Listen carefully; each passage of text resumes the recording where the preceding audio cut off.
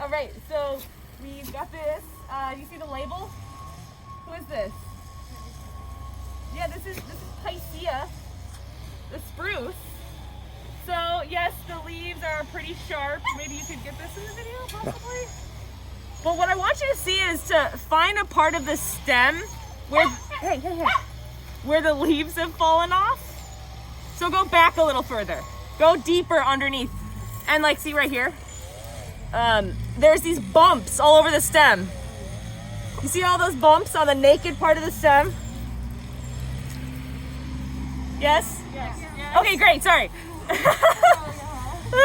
Okay, so those are the woody, decurrent leaf bases that are indicative of genus Picea. And Picea will always have those bumpies along the naked part of the stem. And if you follow it all the way back, even like these older, thicker parts, they'll always have those bumps. So they've got really rough stems. That's a Picea thing. They also have these really sharp needles, which usually members of Picea have, but not always. This is not a native member. This is just like, this thing is called blue spruce. Oh, that's right. The other important thing about Picea, and this was important because Picea is very similar to Pseudotsuga. They both have the bottle brush needles, like the single needles attached all the way around, like radially around the stem. So it's about their buds. And I want you to just like get your eye on one of those terminal buds and basically just look at it right now, because we're gonna compare this with Douglas fir later. There's in the sun, nice. Perfect. Yeah, it's light brown and it's waxy, and it's described as broadly conical. So it's like an upside down ice cream cone, conical, but it's kind of broad, kind of like fat a little at the base. And we're gonna compare that. We're gonna compare that with Pseudotsuga later, which has like narrowly conical buds. Yeah. Questions? I mean, I know that it's kind of hard to even get an idea because they look very narrowly conical too, but Pseudotsuga has darker brown and more pointy buds. These are lighter brown and they're less pointy buds. Cool. That's Picea. Spruce. Okay, so here's Calocedrus decurrens again. This is the incense cedar. The leaves are longer than they are wide, and maybe you can see in the video that the central leaf, they're scale shaped, but each one of those central leaves kind of looks like a wine fluke or a goblet because they're kind of long. And then they have flat spurs. Yes, exactly. And then the way that it's kind of sitting on my hand in a really flat way, a flat fashion kind of. We'll compare that with a Juniperus and a Hesperocyperus later. This one has flat sprays, yes. And yeah, it does kind of often have this long, kind of peely looking bark. These trees can get massive, way big. Yeah, and their cones, their cones are really distinctive. This thing doesn't really produce cones from my experience, but its cones are really distinctive. They look like little duckbills, or like bananas that are peeling. They're 3-parted cones. So yeah, I'll just show you a picture of that later, because we're not gonna find any other. Okay. Yeah, so these are the cones that are, well, sorry everyone, making us all sneeze. The male cones. Actually, you can see the pollen coming off of them in the sun, sort of. And then here's the ovulate cones. So remember we learned those terms with the ovulate cones? Umbo and apophysis, way back when. Yes, and you can see them really nicely on these cones, especially where they're still together on the bottom. Yeah. So the very center, the very central little circle thing, sometimes that has a prickle. Here it does not. That's the umbo. And then the apophysis is sort of the diamond shape edge of the scale that's sort of exposed before it opens. So once it opens, you can see those two, seeds, actually. I was gonna say seed scars, but these have a bunch of seeds in them and seed scars. Oops. There's a seed. That one's pretty not interested in coming out.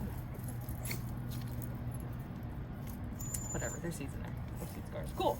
And also we've got some branches. Yeah, So we've got needles, and it looks like if you follow down the base of every single needle, you'll notice that they're in bundles of exactly 2. Yeah. So this is genus Pinus. Remember the term for those bundles of fascicles? Yeah. So here we've got fascicles with 2 needles per fascicle. In all of Pinus, or In the different number of needles per fascicle differs by species. So like I think one of our required species has 5 needles per fascicle. Here's those nice male cones. And then, are there any good female cones developing on this? is this a female? I think so. That might be next year's branch though. It's kind of hard to tell at this stage. Oh, I should See the pollen, though. pollen, yeah. Cool. All right. There's a little one. Do you ever get a tree We're talking about this one right here. Some other stuff on the ground. Can you kind of see, even though we're really far away from it, that it's got bundles? Like the needles that are kind of short, they're in these little poof balls, very small poof balls all over the stem. We're gonna see this a little bit closer later. It is kind of hard to see. It's easiest to see this at the tips of the branches. It's also kind of hard to see behind it. I don't know. Okay, well something else that I bet you can't see are the cones. You see the cones up there? Yeah. They're erect, they're upright. Yeah. And then something else that you can't really see right now is that they fall apart at maturity. We got lucky and found this one on the ground right here that has not yet fallen apart. It looks like it might have been aborted or something. There's a bunch of these insect holes in it. So maybe it fell off the tree together. Oh, there's lichen on it too.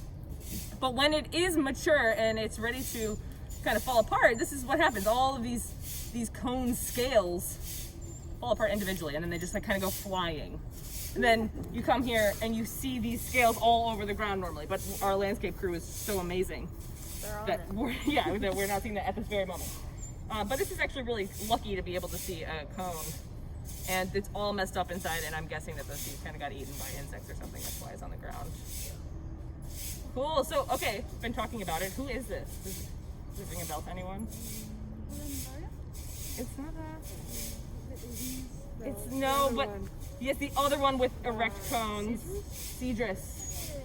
The true cedar, yes. Cool. So yeah, Cedrus. Now do you kind of see that we've got clusters of needles, like in a pom-pom fashion, sort of. Oh, that works, actually. Perfect. For science. All right. Okay. Oh gosh, actually that really is perfect. This is what I mean.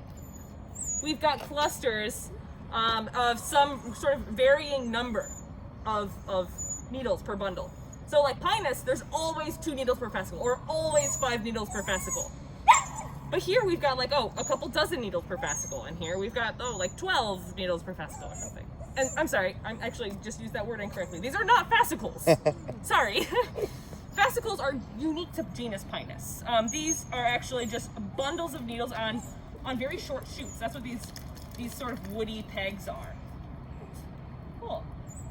So that's Cedrus again, different species of Cedrus. And here, like in normal fashion, we do have these cone scales all over the ground. Absolutely all over the ground. This is what they do normally. They just fall off of the tree. From up there. With some leaves, you've got a stem. Notice that the way that the leaves are attached to the stem, this time they're not radial like in spruce. They're more two-ranked. Leaves are on one side or the other. So they're kind of flat like that.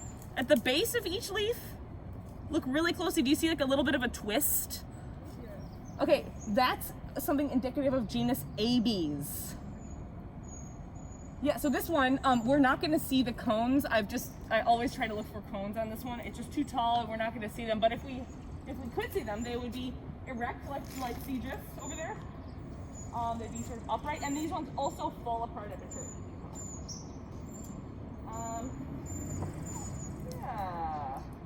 This happens to be Abies grandis. The leaves are really short. Some of them are short and some of them are long. You guys don't need to know the species of these though. So I'll stop talking about that. Oh, this one has a couple of little male cones at least. There's those little tiny male cones. Those are the one I gave you. They're like old male cones, I think. Little, like, boys. Yeah. Yeah, that's where the male cones were at one point. Okay, cool. So this is Juniperus again. And something that's really, really indicative of Juniperus is that it has two different types of leaves. It has the scale-like leaves, which is what you can see like most of this, especially that darker green. But then it also has, do you see these glaucous ones that are much more pointy? Yeah, these are really, really sharp, and they're either all-like or needle-like. Ew, spiderwebs. And that's probably coming from some of the younger areas of growth. Yeah. So check that out. This one does not have any fruit. Oh my god, I almost called them fruit. It doesn't have any cones on them. But do you remember what the cones are like with Juniperus? Yeah, they're like little berries. This is the one that has little blue cones, and they're called ecoberries because they're like acting like fruits. Yeah. So yeah, check those two different types of leaves out. Oh, I'm sorry. Actually, there are some fruits right here. Oh my god, I focused this again. There are these little eco fruits. Here's those little blue cones. Wow, I'm surprised to see those. Are there more? Oh, very cool. All right.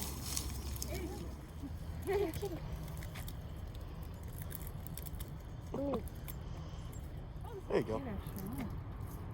All right, so you got some veg too. Here's some veg. Ooh. Yeah. Here, you got some. Here's some veg.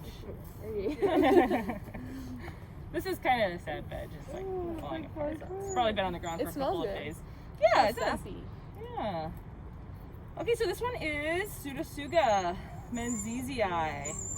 And this is the one that I was telling you to try to remember those spruce buds from the very first tree we looked at. It had lighter brown and broader buds. And here, the terminal buds, like that pointy one, or oh yeah, here's a couple of good pointy ones here. They're more pointy. It's pretty, oh, is this a Picea? Mm-hmm. Thank you, fabulous, yeah. The terminal buds of Picea in this hand, and then Pseudotsuga in this hand. Yeah, wow, thank you, Rachel. More pointy, Pseudotsuga. Darker brown, Pseudotsuga. Lighter brown, less pointy for Picea. Cool. So that one's important because Pseudotsuga also has the bottle brush arrangement of the needles radially kind of attached around the stem. And it kind of has a bumpy looking stem, especially in the older parts, but not even remotely close to as bumpy as that Picea was. That was some serious three-dimensionality. This is relatively smooth. It just kind of looks bumpy. And then of course, if you have the cones, you would not confuse the cones of these Pseudotsuga for anyone else because of those bracts. So they have the really long cone scale bracts in between each one of those cone scales, and they happen to resemble mouse rear ends. You see it? You see it? Yes. Yeah? Yeah. All right. See, so like that long thing in the middle is the tail, and then the two legs. And in a cone, it's like they're all like going in to eat the seeds on the inside. They're all like racing in. Yeah. Bunch of mice. Cool. All right. So that's Pseudotsuga. Conifer. Back here. So we've got some nice. We got a couple of nice here that we can look at. We've got some cones right here. I've got a couple. They're sort of upright. They're very small, and they kind of look like a little rose. Should I get in the sun? Is that? Oh, that looks great right there. It's fine. Okay. And so that helps, but more importantly, flip that branch upside down. We definitely have scale-like leaves here. It's a flat branchlet, sitting in my hand nice and flat. And on the underside, we have these white splotches. You see the white splotches on the underside? Some are better than others. I have a really good one here. It's like really bright white. Are yours this good? Yeah, nice. So when you look really, really close, they actually look like tiny butterflies. Do you see it? Yeah. You have to use your imagination a little bit. Yeah, they kind of look like tiny, tiny butterflies, overlap, like stacked on top of one another. Okay, they're very tiny. This is, anyone remember? Duya placata. Sorry, Duya. I think we just learned the genus. There's a species. Yeah, Thuya placata with the butterfly stomata. It rhymes. And the rose-shaped cones. Yeah. This is one of my favorite ones too. Fun fact, apparently this is where high quality #2 pencils come from. The wood of red cedar. Yeah, my good friend Kip, who is a pencil connoisseur, told me that one. Alright. So this is another member of Cupressaceae. Oh, here's another cone. Actually, I'm not sure about that cone. That might be a redwood cone. I think it is. These are much bigger. Yeah, that was kind of gross. And they're kind of soccer ball shaped. This one's actually perfect. You can see that the shape of each cone scale is peltate. So on the inside here, the very center of the cone is where it's attached to the rest of the kind of cone axis. And then I wonder if you can zoom in maybe and see any of the foliage. Probably not. But let's just imagine it for a minute. It's got scale-like leaves again. But oh yeah, here's a very tiny one. Thank you. Yeah, scale-like leaves. This time, actually, you can see even from this piece that it's not two-dimensional. So this one, they kind of call it, it's got multi-dimensional branching. It's more three-dimensional when I set it in my hand, especially if I had a bigger branch, which we just don't right now. I know, right? Yeah, Hesperocyparis is kind of a special genus in California. There's a good amount of species, and a lot of them are actually rare in California. So What makes them rare?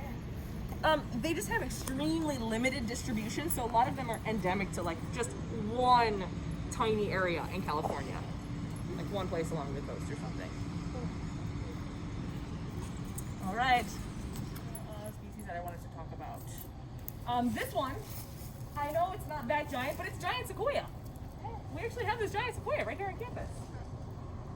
So this is genus Sequoiadendron, remember. Even though it is called the giant sequoia, it's not genus Sequoia. That's the redwood. That's that one down there, kind of right next to it. That's our classic redwood, which of course I've just been ignoring all day on campus for some reason. We've just walked past 100 of them. So I'll get to that one in a sec.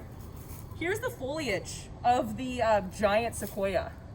Some of it on the ground. There's a lot of other stuff on the ground too, but it's these awl-shaped leaves, the AWL. It's these awl-shaped leaves. Yeah, and they're kind of long. They're not quite scale-like because they kind of have a little bit of a sharp point at their end where they're free. But this is the one required genus that we have that has awl-shaped leaves all the time. And this thing doesn't really produce good cones from my experience. So I doubt we're gonna find a cone on the ground, but this one has cones that are very similar to the redwood cone. They're just kind of egg-shaped and sized. They're a little bit bigger. They're not huge by any means, which again, I think is kind of funny because it is the largest tree on earth. So that's a giant sequoia, Sequoiadendron giganteum. And then we've also got, of course, the redwood, the most important taxon of the entire semester, that if you get it wrong on the final exam, you fail the whole class. Just kidding. But seriously, don't get the redwood wrong. I'm going to put it on the final. Because this is what Humboldt is known for. This is what Humboldt State University is absolutely known for. We are so lucky to go to a university where we live amongst the tallest trees on earth. In fact, the tallest individual tree, that's at least on record right now, is about a 45-minute drive from where we are, standing right now. And it's nearly, what is it? It's I think like 380 feet these days, possibly taller. Sounds pretty special. So the redwoods, their foliage is much different from the giant sequoia, just because they have real needle-like leaves that are two-ranked. Kind of typical leaves, except for the bases. The bases of these leaves are decurrent, so they run along the stem, and that's what makes the stem kind of look green on these. Cool.